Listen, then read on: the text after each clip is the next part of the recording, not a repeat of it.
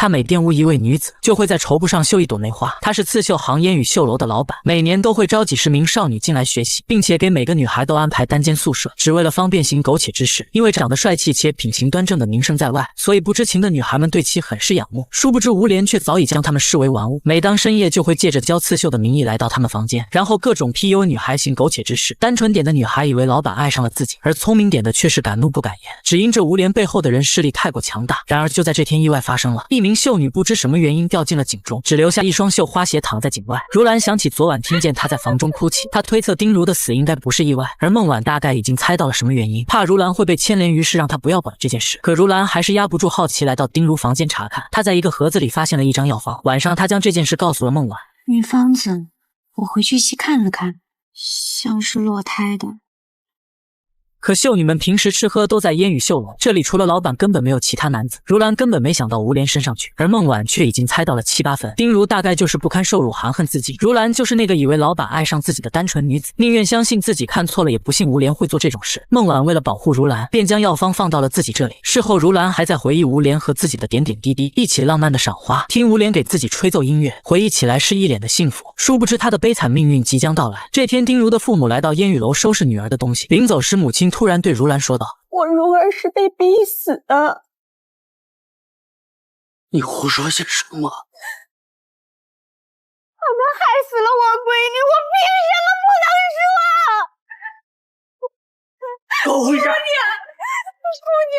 而如兰则再次来到丁如房间查看。就在这时，嬷嬷走了过来，并带来了一位新的秀女。这位秀女眼尖看出新床单竟然是丝绸的。咱们绣楼里的秀女啊，这吃穿用度都是顶好的。就这丝绸床单，可是吴先生送给各位小娘子的入学礼物。床单是重点，咱们一会儿再说。次日上刺绣课时，吴莲来到孟晚身边。这里的针脚有点密了，晚上还是要多加练习。机智的孟晚已经听懂了他的暗示，而一旁的如兰还在为老板不看自己的作品而伤心。不出意外，深夜孟晚的门被推开，一只衣冠禽兽突然走了进来。这么怕我奏舌？以后离如兰远点。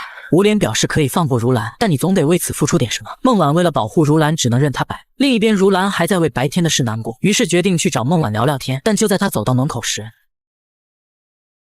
看见这一幕，还以为孟晚夺人所爱，背叛自己。次日，孟晚只好找到他解释，说自己是被逼的。可如兰根本不相信他说的话，他认为吴莲不可能是那样的人。孟晚只好告诉了他床单的事。他刚进来的时候也是丝绸床单，直到被吴莲强迫同房后才换成了麻布的。如兰听完，闯进了一些秀女的房间，发现她们基本都是麻布床单，也就是说这些秀女也已经被吴莲玷污了。孟晚曾经也想告诉如兰这些事，但那时如兰爱慕吴莲，她怕说出来如兰不信的话，反而会影响闺蜜之间的感情，所以只能用自己的方式保护她。从你入绣楼那日起，我便想方设法的每日黏着，想尽一切办法每日央求你同我一起睡。我以为只要这个样子，吴莲就没有机会下手，但是我错，到底我还是没有护住你。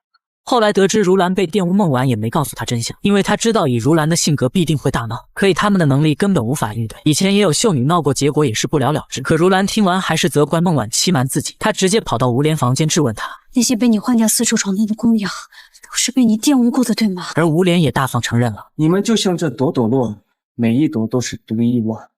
所以对于你来讲，我只不过是绣腿上的一朵花儿，难道不好吗？如兰终于看清了他的嘴脸，她找到了知府相公刘捕头，将自己的发差给他，希望能帮忙。刘鑫让他速速回去写状纸，可走到家门前晕了过去。醒来时，孟晚在身边照顾他，两人交流了一番后，关系也缓和了些。直到如兰告诉他自己要报官，孟晚听完瞬间一惊，他劝如兰不要为了吴莲毁了下半辈子。让他毁了这么多的人，难道不该付出代价吗？那你有没有想过，万一付出代价的不是他，却是我们呢？难道这个世界没有公道吗？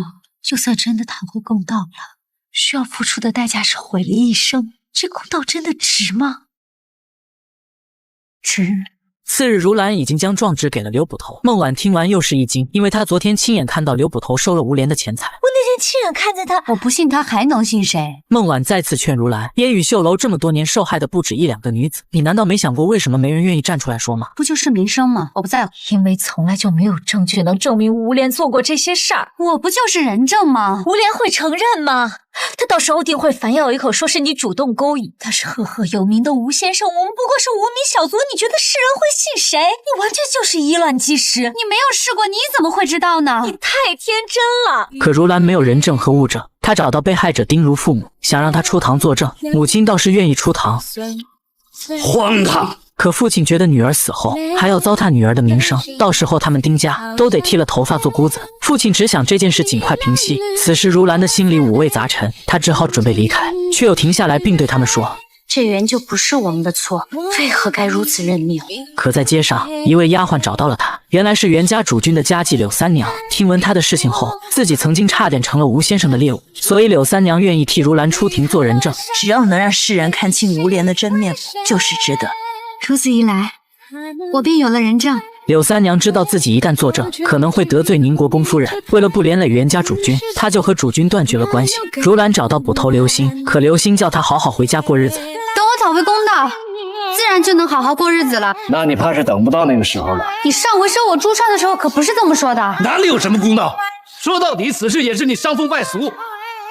你若恪守妇道，岂会有此事？这话可把如兰伤害到了。殊不知这是刘星有意为之，目的是让如兰主动敲响鸣冤鼓，让知府相公不得不审理这个案子。得知如兰要控告烟雨绣楼的吴先生侵犯自己身体，堂下百姓议论纷纷，都不相信吴先生是这样的人。当吴先生得知如兰控告自己后，他却镇定自若。在走之前，吴先生告诉大娘子：对了，让人把后院收拾个房间出来。大娘子知道丈夫是要内妾。接着吴先生走上了朝堂，百姓都相信他是清白的。刘星看不起他。当吴先生看到状纸后，这位令家娘子说在烟雨绣楼习绣期间曾遭你奸污。没想到吴先生承认自己的过错，如兰惊讶到了。可她并不知吴先生的狡诈，他扬言说如兰想学习烟雨绣，那日自己喝醉了酒，如兰便邀请自己私下教导，所以两人才发生了关系。百姓们这才知道，如兰是为了烟雨绣故意勾引吴先生。为了平息此事，他对着百姓和知府相公说自己愿意纳如兰为妾。可如兰坚决不同意嫁给吴先生，她把吴先生诱骗自己的事情说了出来。后来他便以助我进步为由，强行占有了我的身子。百姓们又议论纷纷，可知府相公要的是人证和物证。这时柳三娘走了出来。当吴先生看到柳三娘时，他明显感到心虚。你既要为他作证，那就报上身份姓名。我本名刘三女，现已唤作柳三娘，之前是袁府的家妓。此话一出，百姓们才知道柳三娘是风尘女子，所以柳三娘说的话不可信。如兰为了扳倒吴先生，她表示绣楼里还有其他受害者。那你可知他们姓甚名谁呀？吴先生一脸懵。如兰知道绣楼里的姑娘床单是麻布，就是吴先生侵犯过的。可她又想起闺蜜说的话，什么犯傻呀？如今这世道，女子一旦名声毁了，这辈子就毁了。两名受害者很是紧张，最终如兰没有说出口。柳三娘知道她失败了，吴先生松了一口气，这件案子就不了了之。之后刘星在和豆花西施聊天，这个案子呢，确实难办，起初衙门都不受信，但我见到令娘子多事不密，就鼓励她去敲堂鼓。殊不知他刚刚说的话全都被旁边的吴先生的管家听见。于是吴先生污蔑刘星偷盗钱财，并打断了他的一条左腿，让他终身在牢里度过。随后男主吴准备了聘礼，表示当时是自己最后没有控制住，才被得逞。为了赔罪，只能娶如兰为妾室。好在家里哥哥出面，可这只是开始。随后哥哥明明可以考状元，也被师傅请回家。家里的药铺也因为此事而关门歇业，并且所有人都在指指点点。这天衙门的人看如兰也不愿意当妾室，还是执意要继续报官，所以准备让他知难而退，以调查案情为名义。到了衙门就问当时发生的具体细节。说细点，要是错过了什么要紧的细节，我可担不起。说呀，说呀！那日晚上，我在自修里突然进了我的厢房，从身后握住了我的手。随后就是问怎么到的床，害怕的如兰已经不敢说下去了，可是经不住众人的恐吓，只能继续。他一面叫我自修，一面掀开了我的衣带，让我去。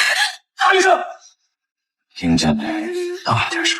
曹先生用力，我握住了我的双手。接着说。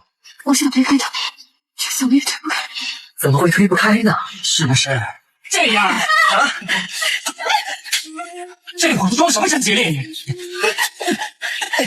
周哥，知府相公让咱们问案，没让咱们动私情吧？此人就是7年后为他伸冤的沈墨。由于之前的捕头帮助如兰递状纸，被打断了腿关起来。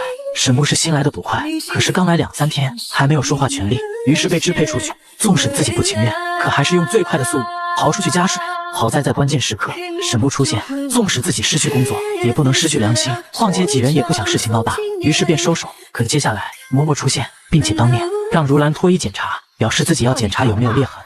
嬷嬷，就看在咱们同为女子的份上，你行行好吧，我求求你了。又不是黄花大闺女，矫情个什么劲儿啊！就算如兰百般求饶，嬷嬷还是强迫，除非把状纸撤了。最后又是沈牧出手，赶走了众人。可是嬷嬷检查后，直接颠倒黑白。你的确，你非是完璧之人，可你下身却不见任何撕裂之伤。要么你同吴先生是你情我愿的欢和，要么便是主动勾引。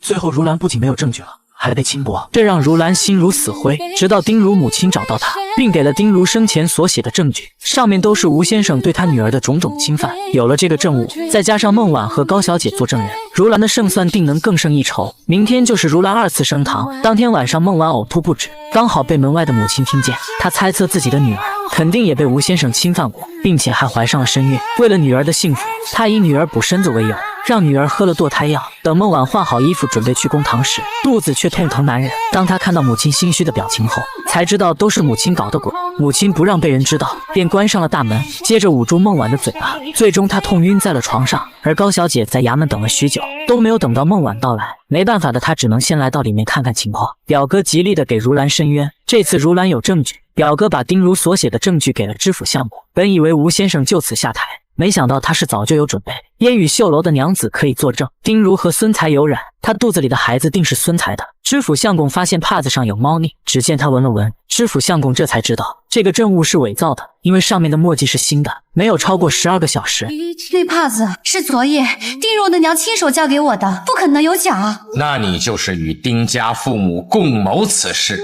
来人，把丁家父母带上来。柯捕快告诉他，丁家父母一大早离开了怀州城。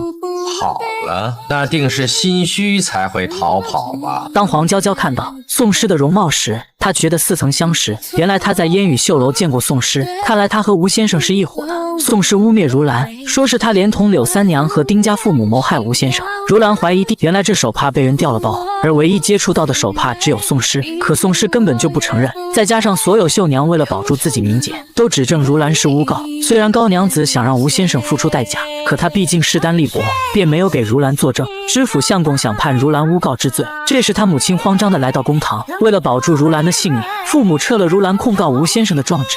对堂。事后高娘子告诉他，就算吴先生被定罪，烟雨绣楼会倒台，但更重要的是，那些曾经所有踏入过烟雨绣楼的绣女，无论她们有没有被侵犯过，她们的名声也就全都完了。这件事没有输赢，如兰是在维护自己的声誉，这些绣女们也是一样。所以说这件事，如兰一开始就输了。而孟婉此时醒了过来，她冒着肚子绞痛的危险，来到衙门面前，才知道退堂了。最终她支撑不住晕了过去。如兰拿着状纸走在街上，百姓们都对她议论纷纷。随后一阵风吹走了状纸，她不明白世道怎会如此不公。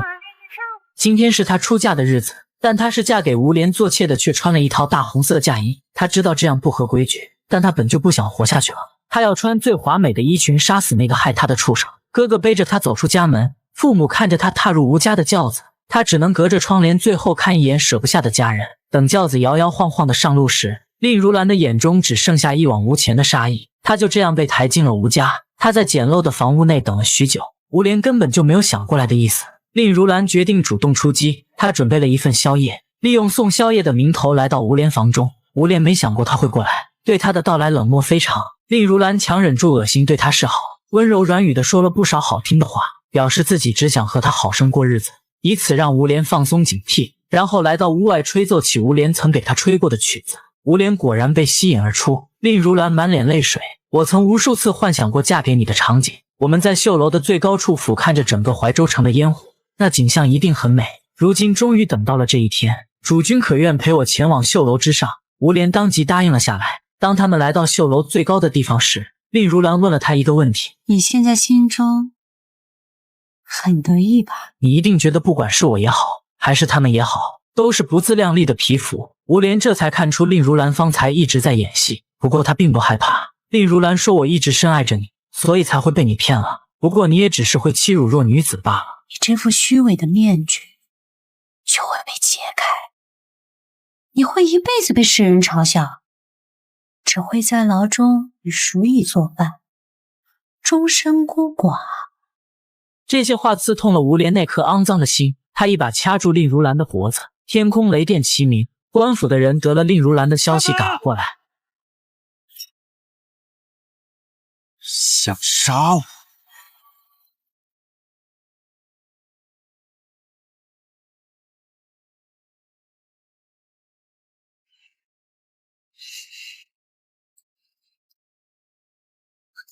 我不会输的。吴莲根本没料到他是要自杀，令如兰要用自己的性命送吴莲入狱，还要让吴莲背上杀死自己的罪名。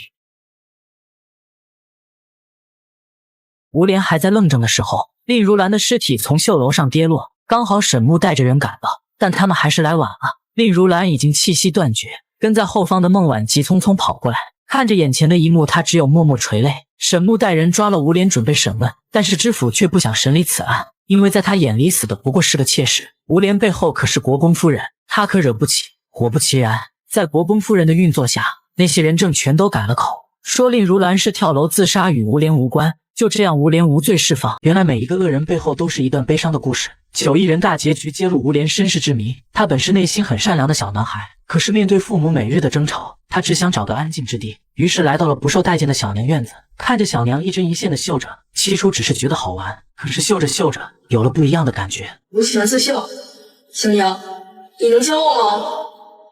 这不是你该学的，你与小娘不好，你该用功读书，日后才会有出息。可是我爹读了一辈子书，又如何？方才我坐在这儿一针一线的绣着，心里感觉莫名的宁静。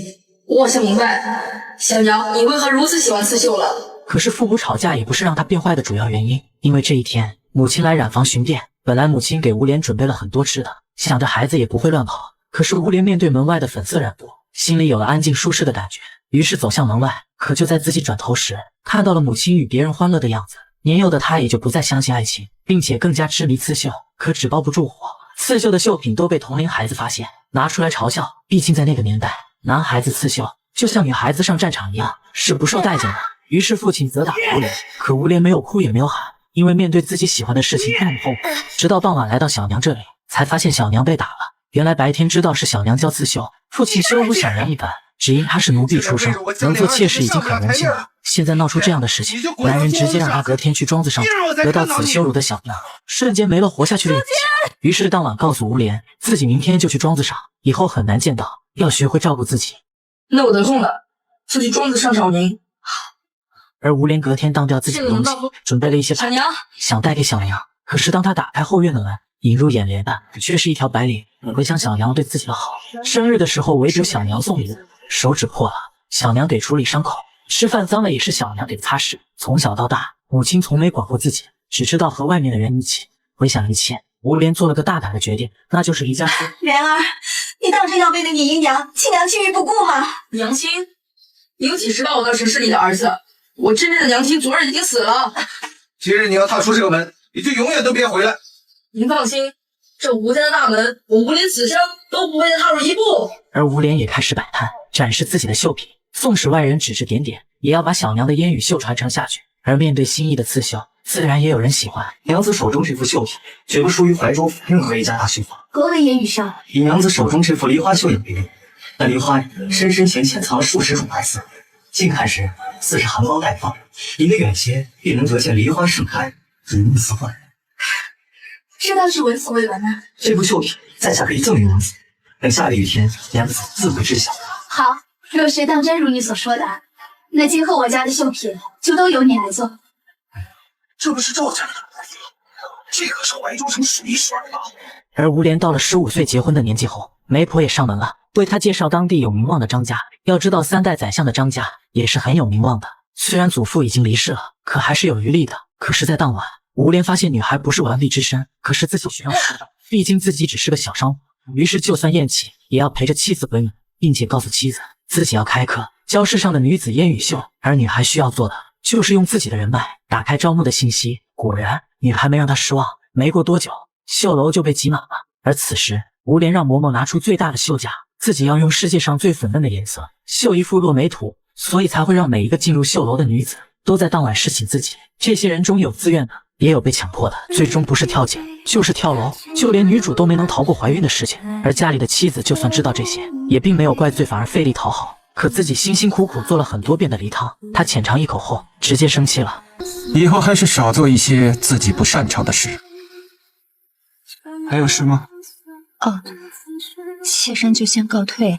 而每晚只要男人不休息，她哪怕再难受也会等着。就算知道男人不可能踏入房门，而让自己坚持下去的药物就是这个伤身的提神膏。好在今天她并没有空档，男人终于踏进房门，并且表示自己心烦睡不着，来坐坐。妻子蓉儿立马就知道这是为学院女孩撞到她的事情烦心。为了表示自己的爱，蓉儿说自己隔天去女孩家亲自去收眉。男人目的达到了，起身就走了。蓉儿看着丈夫离去，她知道自己留不住丈夫的。而隔天撞到男人的女子并不想嫁过去，无奈下她只能来到娘家。母亲看不下去的告诉蓉儿，家族怎么也是3朝宰相，蓉儿又是嫡长女，怎么能这么委屈自己？可蓉儿还在为男人辩解，表示如果不是自己当年被表哥哄骗，不是完璧之身，丈夫也不会通过一个个女孩失身来宽慰心里的慰藉，并且自己也是失去过孩子后嫁的，才导致丈夫让女孩们怀孕，并且男人当年愿意娶她也是很感激了。虽然当时是为了家里的势力，不过现在祖父也离世了，家里也落魄了，自己还没有被休，已经是感激涕零了。自己能做的也只能是为他守护好家宅。可她在这边委曲求全，丈夫却在沐浴准备出手下一句话。前几日刚入绣楼的那个安排在哪个房间了？回先生，东厢房第5间。而男人的妻子明明知道丈夫的一切，却还想着如何帮男人达成心愿。接着找到如兰的父母，让他就此认命。自己的夫君做出如此无耻之事，还冠冕堂皇的坐在这里替他当说客。见他们犹豫不决，便直接威胁：若是不愿意，无论结果如何，于女子而言意味着什么，你们应该很明白。而女人也是一个苦命人，曾经她也经历过同样的遭遇。嫁给男人后，本以为可以重新开始，可不曾想吴莲早早便知道了这一切，自始至终都透露着嫌弃。而另一边和她有着同样经历的孟婉，回家途中身体突感不适，回想之前和男人的种种，像是早有预料一般。待她找到郎中把脉后，发现已有身孕。您这是喜脉啊！这突如其来的噩耗让她有些不知所措，短暂思考后便不再犹豫，找到高青青要她上堂作证指控吴莲。而她还沉迷在吴莲的谎言中，始终觉得自己和他们不一样。你笑什么？他是不是还同你说你是独一无二的，是旁人无法替代的？我怀孕了，可如今你同我们一样，不过是被吴莲用过扔掉的一块床单罢了。你住口！因为在吴莲眼里我们都一样，你甘心吗？这让高高在上的他一时难以接受，经过一番劝说，这才答应下来。随后孟婉来到寺庙陪母亲上香，意外发现众人对如兰指指点点，诬陷她和黑风寨二当家不清不楚，只因如兰出于好心救下二当家，便被众人堵在柴房向她泼脏水。孟婉见状急忙请来方丈说清缘由，这才化解此事，赶走众人。几番遭遇，这让如兰心灰意冷。孟婉告知她自己已找到人证，而自己表哥也是个诉讼师，接着拉上如兰找到表哥住处，不料表哥只是短暂停留几天，并没有时间帮助他们状告吴莲。我娘说当初是你主动入的宋穴。是。为何？想替天下有冤之人沉冤昭雪。那吴莲不光欺辱弱女子，而且颠倒黑白，混淆视听，算哪门子公道呀？表哥在孟婉的劝说下便答应了此事，殊不知这是吴先生给他们下的套。等如兰回到家，吴先生为了堵住悠悠众口，他竟给如兰下聘礼，而他的父母为了如兰名声，竟收下了吴先生的聘礼，这让如兰心如死灰。直到丁如母亲找到他，并给了丁如生前所写的证据，上面都是吴先生对他女儿的种种侵犯。有了这个证物，再加上孟婉和高小姐做证人，如兰的胜算定能更胜一筹。明天就是如兰2次升堂，当天晚上孟婉呕吐不止，刚好被门外的母亲听见。她猜测自己的女儿肯定也被吴先生侵犯过，并且还怀上了身孕。为了女儿的幸福，她以女儿补身子为由，让女儿喝了堕胎药。等孟婉换好衣服准备去公堂时，肚子却痛疼难忍。当她看到母亲心虚的表情后，才知道都是母亲搞的鬼。母亲不让被人知道，便关上了大门，接着捂住孟婉的嘴巴。最终她痛晕在了床上。而高小姐在衙门没有等到孟婉到来，没办法的她只能先来到里面看看情况。表哥极力的给如兰伸冤，这次如兰有证据，表哥把丁如所写的证据给了知府相公，本以为吴先生就此下台，没想到他是早就有准备。烟雨绣楼的娘子可以作证，丁如和孙才有染，他肚子里的孩子定是孙才的。知府相公发现帕子上有猫腻，只见他闻了闻，知府相公这才知道这个证物是伪造的，因为上面的墨迹是新的，没有超过12个小时。绿帕子是昨夜丁如的娘亲手交给我的，不可能有假。那你就是与丁家父母共谋此事。来人，把丁家父母带上来。科普快告诉他，丁家父母一大早离开了怀州城。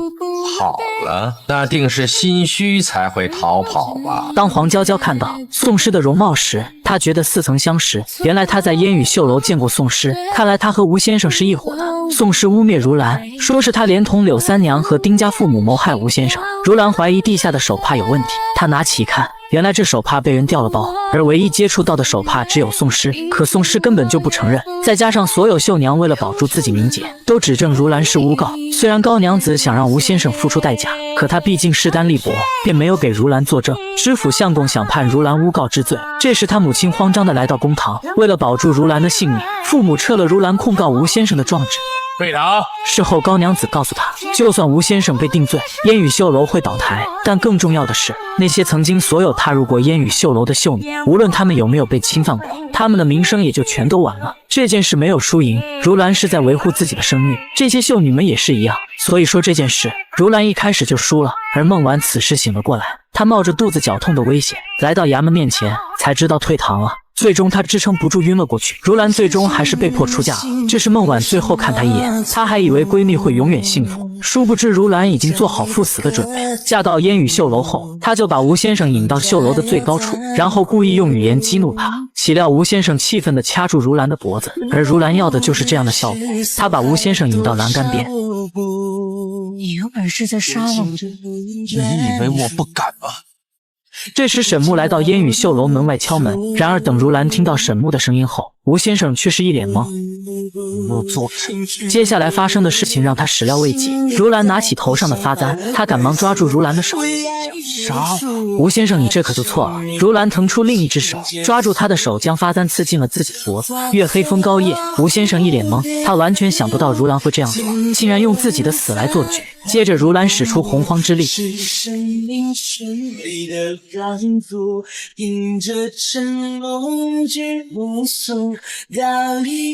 吴先生彻底懵了，他竟然会这么狠心，用自己的死来栽赃。看着自己手中的发簪，而如兰在跳楼之前将自己的发簪放到了吴先生手中，他瞬间明白了怎么回事。当沈木进来后，刚好看到高处的如兰往下掉，吴先生手里还拿着凶器，原来如兰想用自己的死让杀千刀的吴先生绳之以法。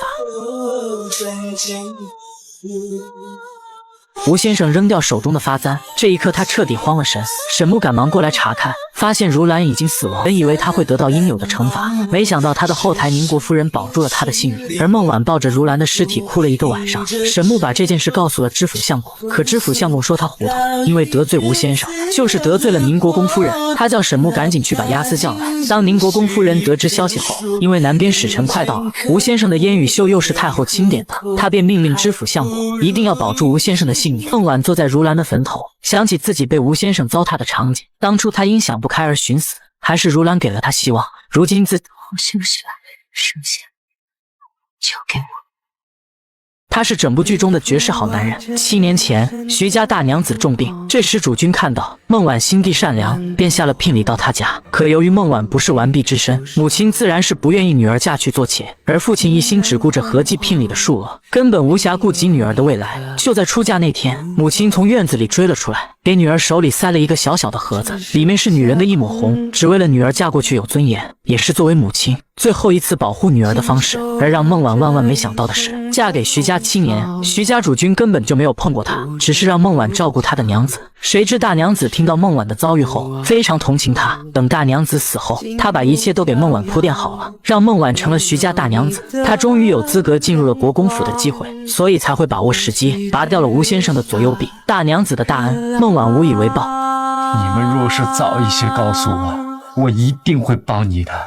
都是妾身的错，请主君责罚。罢了，主君还是原谅了孟婉，因为他的内心也有愧疚。当年主君把孟婉纳入后宅，并非因情所爱，只是想给自己的娘子找一个心地善良又不惧娘子病体的女子，照看大娘子与她解个闷。所以这些年主君只是把孟婉当作家人，一直冷落孟婉。原来他们都是各有所图，而如今主君已经喜欢上了孟婉，他想劝阻孟婉与自己在这宅中度过余生。我也就当今日这些事情从未发生过，可被孟婉拒绝了。因为此刻放弃追求真相，那辜负的就不只是如兰，而是千千万万女孩噩梦的开始。主君还是把吴先生的细作交给孟婉处理。原来这丫鬟喜欢主君，所以心生报复，与吴先生合谋害孟婉。之后刘歆把孟婉带到十字巷，找到了如兰的哥哥，他的目的很明确，就是想让哥哥出堂作证。因为根据本朝律例，衙门诉讼需涉案人亲自到场，若有理由不能到场者，需委托与本案有直接利害关系的亲属作为主讼，否则衙门是不会受理的。就在哥哥犹豫不决时，嫂子对哥哥表示了肯定。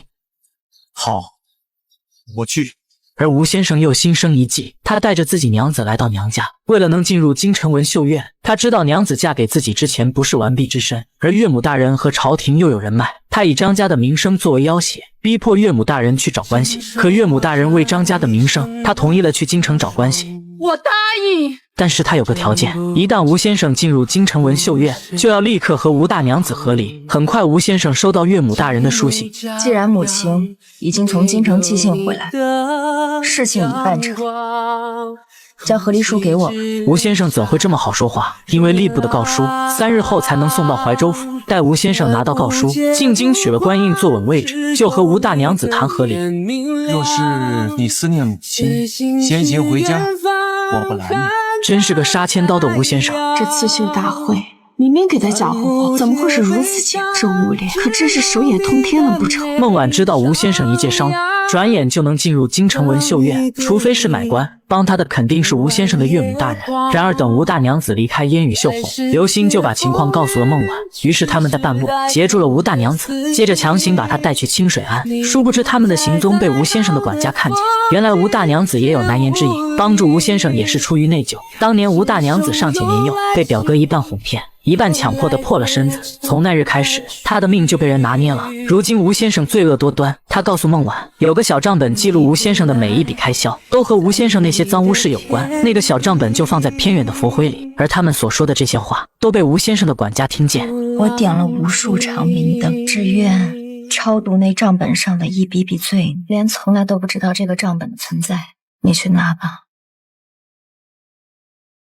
从始至终，这罪过都不在你。女人嫁入徐府隐忍7年，就在这天终于熬出了头，从一个侍妾变成了真正的主母。而她所做的这一切都是为了复仇。7年前，烟雨楼凭借着精湛的绣工，吸引了很多女子前往学习，而绣楼中的男人借着主事的身份，哄骗威胁每个女子和他发生关系。每次占用他们之后，便没有了利用价值。直到这天，一名秀女不堪受辱投井自尽，曾经救过她的姐妹如兰也被害死。她苟活了下来，只为手刃仇人。如今时机已成熟，为了打垮吴莲，借由太后生辰来到宁国府。刚进府就遭来二夫人的讽刺，一个填房的也敢来踩宁国公府的门槛，真是不嫌自己晦气。早已水火不侵的孟婉只当一只狗在叫，一进屋后又遭到其他贵人指指点点。待宁国夫人到来，众人这才落座。姗姗来迟的二夫人一副高高在上，身为小妾的她非但没有一点自知之明，还想在太后寿辰上压过正宫夫人一头，显摆的拿出一幅古画，竟然无人知。这12星宿神行图，太后喜欢得紧。宁国夫人让她赶快收起来，这要是脏了污了那可不好交代。回府途中，孟婉让丫鬟去买了一幅假画，让夫君按着此图临摹一遍。随后找到二夫人，直言自己手中的是赝品，但却有100年历史，是徐府祖传之物。这让二夫人心中怀疑自己手中才是赝品，毕竟是从一个农夫手中强买强卖而来。却不知此时他早已落入孟婉的圈套中。送别孟婉时，让孟婉手中古画留下，假意自己好观摩几天，却被拒绝，这让他心中断定这幅才是真品。半夜带着丫鬟找到农夫，骂他竟然拿赝品哄骗自己，而农夫早就被孟婉提前告知。此时正好借驴下坡，拿出之前的1贯钱还给二夫人。第二天，二夫人就早早来到徐府，出100贯要买下古画。孟婉眼看目的达成，顺水推舟送给了他。很快京城送来急报，因二夫人送太后假画，将他囚禁府中3年不得外出。而孟婉所做的一切都是为了接近国公夫人，而国公夫人就是吴莲最大的靠山。对于孟婉不声不响就除掉了二夫人，他很是满意，便有了招揽的心思。你可以多到我这里来走动，我自然不会亏待你的。多谢夫人赏识。当孟婉出来时，正好和吴莲撞见。好在是吴莲没有认出他来，因为他害的人太多了，自己都记不清了。侯夫人气不过乔装打扮，质问孟婉为何加害自己。何来加害一说？你还不承认？我早就同你说过，这副天寿图是赝品，是你自己鬼迷心窍非求了去。我一没收你钱财，二没让你送入京，如何能说是我加害于你？听到这里，侯夫人无话可说。她1贯钱就买了平民100贯的真话，如今只能乖乖回去禁足。另一边，一个学子从大牢里走了出来，他也是被吴莲迫害进了监狱，如今出狱也是准备找他报复。通知兄弟们，申时3刻之到。很快便到了申时3刻。7年时间，别来无恙啊！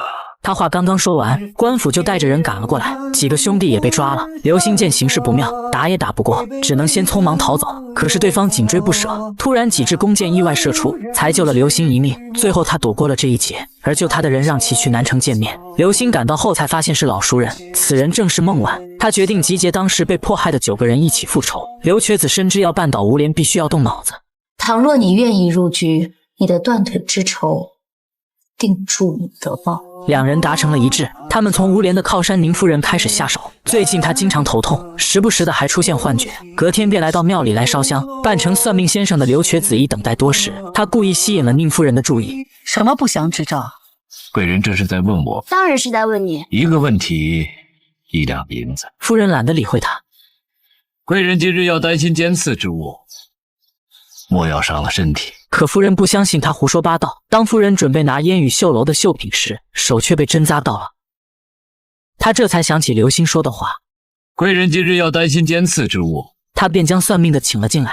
刚才你一通胡诌，为什么现在又一句话不说？一个问题，1两银子。夫人只好拿钱过来。接着他算出昨天晚上那个人是鬼，可夫人不相信。结果他又算出了卧房西南侧有一盘花草莫名枯死。先生神人，连枯草你都能算？自然能算。速速派人把那枯草拔掉便是。将枯草拔掉之后，我的头痛就能解决？同样一个问题，1两银子。夫人不停地给钱，他便来到院外看风水，要想改变头痛之事。他叫夫人把进房里面的便器移位。移去哪儿啊？当然是移到厨房，这让做饭的下属苦不堪言。接着他让夫人把这些花草拔掉。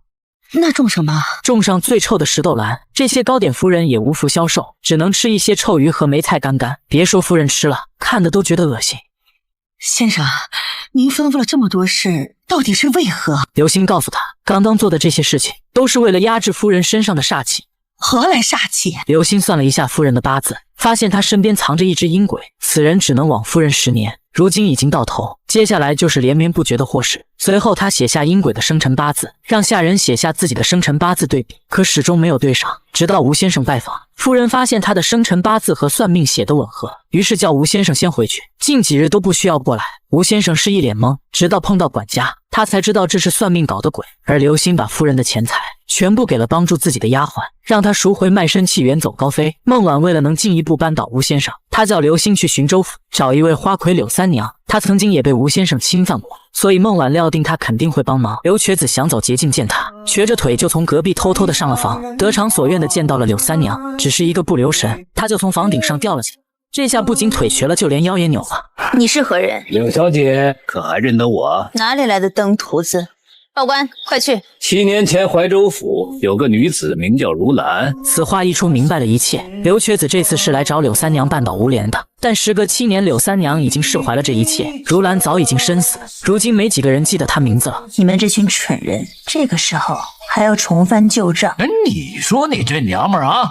好言好语的跟你说话，你说谁是蠢人？柳三娘笑了，谁动了怒就是说谁。而刘瘸子让柳三娘去怀州见孟婉一面，到时候你就会同意合作的。果然，等他赶到怀州后，发现自己的救命恩人袁公子变成了疯子。7年前，柳三娘曾受到袁公子救济，衣食住行全都管着他。后来柳三娘得罪了吴莲，要离开这里，袁公子还亲自来送他。这份恩情对于他来说大于一切。如今自己的恩人被吴莲迫害成这般模样，他又怎么能坐以待毙呢？这么多善良的人都被吴莲一一摧残。我只是想为我所珍视之人讨回一个公道，你可否愿意与我同行？三娘决定一起同行，于是她再次找到官府，对方也看出她的诚心。妾身并非以如兰之友身份而来，而是以吴莲奸污案原告证人身份而来。可楼明章却告诉他没有证物，一切白搭，而他的夫人就是切入口。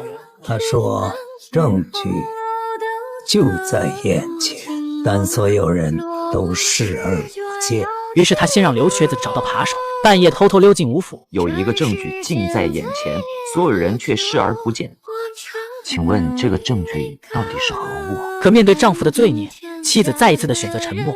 无奈之下，他只能一把火烧了吴府，只为查看吴莲在意的东西。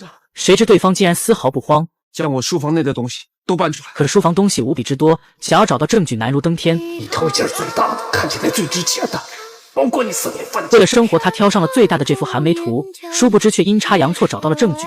当吴莲赶到时，对方早已不见踪影。孟晚，既然你一心要把我逼入死局，那我也不必再等。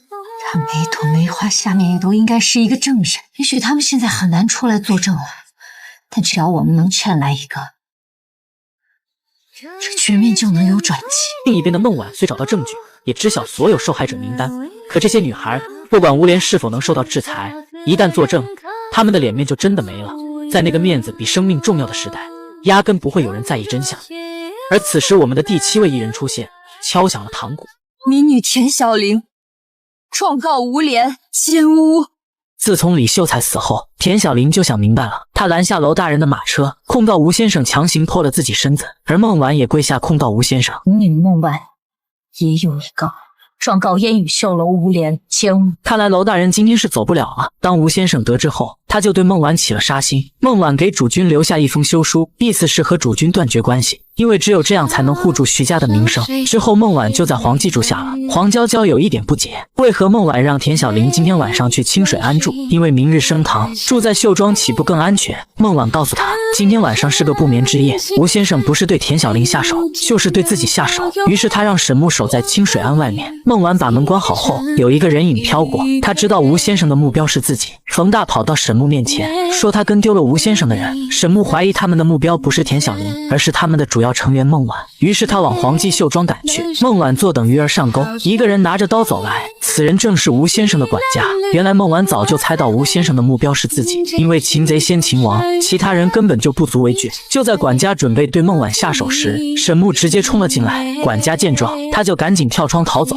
岂料一下来就被孟晚的人当场抓获。当吴先生得知管家被抓后，他一不小心扎破了手指。第二天开堂，吴先生不慌不忙地来到堂上，看来他是做好了准备。孟晚控告吴先生，可没想到吴先生很懂律法，因为如兰一死，作为她的闺蜜孟晚没有资格控告自己。可孟晚早就准备好了，如兰的亲哥哥代替如兰。吴先生说孟晚是如兰的闺蜜，他的证词不足为信。田小玲便站了出来，她愿意替如兰作证，因为当年自己也是一位受害者。她讲了自己怎样被吴先生侵犯，百姓们议论纷纷。没想到吴先生直接把李秀才搬出来，说田小玲当年和他有染，而前些日子有人偷偷潜入烟雨绣楼，那个人就是李秀才。出家人不打诳语，那我且问你与那李春风可是情缘未了？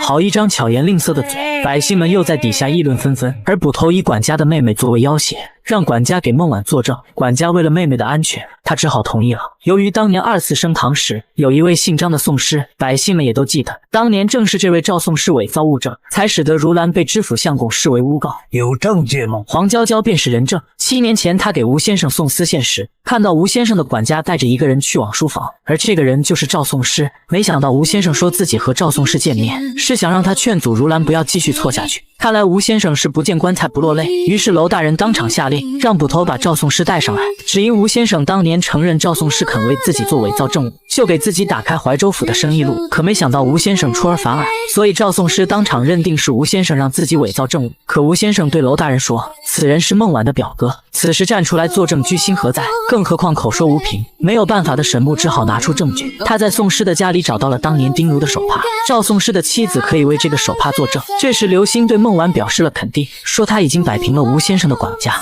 没想到赵宋诗被吴先生反咬一口，说赵宋诗没有证据，偷换证物是受自己指使。随后娄大人把吴先生的管家带上来，孟婉想让他作证，没想到被管家反咬一口，说孟婉以他的妹妹作为要挟，要自己出来做伪证。吴先生真是高明，孟婉这才知道，原来他们二人早已准备好这出好戏。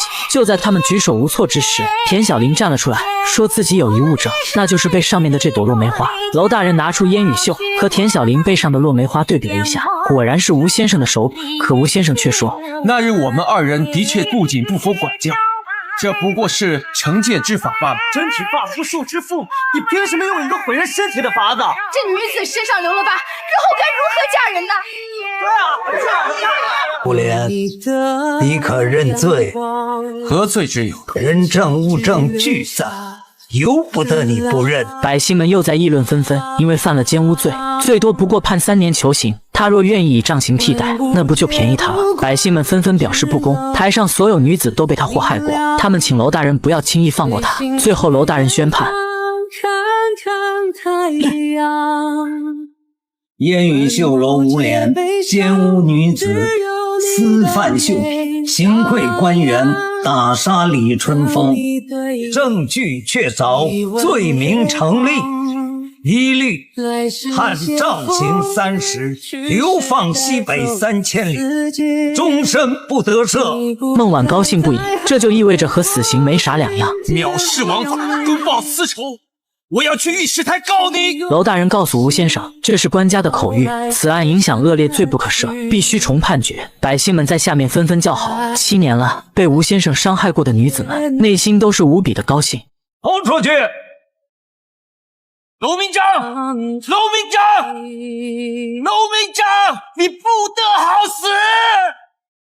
如兰终于洗白了名节。此时孟婉想着7年前如兰死不明目的场景，7年后柳三娘在烟雨秀楼活活烧死，李秀才为了这事死在了自己面前。现在吴先生得到应有的报应，孟婉感动得泪流满面。在明镜高悬招牌下，吴先生必须接受30杖刑。天理昭昭，报应不爽。今日那些受害女子之仇终于得报，他们尚在人世的血亲挚友也终于得以了结份仇怨，血债终于血偿。更重要的是，让那些心怀恶图谋不轨之人知道，无论身居高位还是满腹经纶或俗世中的无名之辈，只要作恶多端者终将伏法。之后孟婉带着兄弟们离开了衙门。这件事情之后，他们又回归正常生活，田小玲也不再回清水庵了。如兰的案子了结，刘歆把如兰的发簪给了孟婉。知府相公办案不力，皇帝罢免了他的县令之位。第二天，孟婉来到牢房，最后送吴先生一程，可他竟然还在绣落梅花。孟婉告诉他，那是你可吴先生并不理会他。孟婉便拿起他的绣品，看着眼前的作品。吴先生总将世间的女子比作落梅，如今他失去了一切，就连混饭碗的手都失去了。现在吴先生又何尝不是一朵落梅？孟婉把绣品还给了他。临走之前，他询问吴先生，吴莲，可曾有过半分悔意？吴先生没有回答他，只是静静绣着自己的落梅。看来吴先生没有悔意，孟婉只好离开了。等孟婉来到外面时，吴莲退阵了。看来吴先生忍受不了，最终吞针自尽了。真是便宜了这个杀千刀的吴先生。孟婉走出牢房，7年以来他都给如兰伸冤而活，现在他要为自己而活。他来到如兰坟前，将这一好消息告诉了闺蜜。回到家，孟婉隐隐约约看到9亿人在给自己打招呼。